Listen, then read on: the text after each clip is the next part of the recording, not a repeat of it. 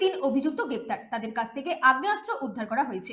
ইয়াসিন সর্দার, পলাশ বিশ্বাস ও আলমাবুদ মণ্ডলকে বসিরহাট আদালতে পাঠানো হয়েছে।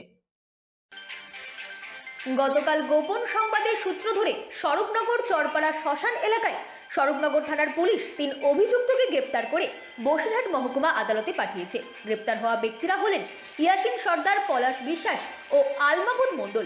ইয়াসিন সর্দারের কাছ থেকে 2 রাউন্ড গুলিসহ একটি আগ্নেয়াস্ত্র উদ্ধার করেছে পুলিশ। পলাশ বিশ্বাস ও আলমাবুদ মণ্ডলের বিরুদ্ধে মারপিট ও ইপটিজিং মামলা রুজু করা হয়েছে বলে জানা গিয়েছে সূত্রের খবর অনুযায়ী।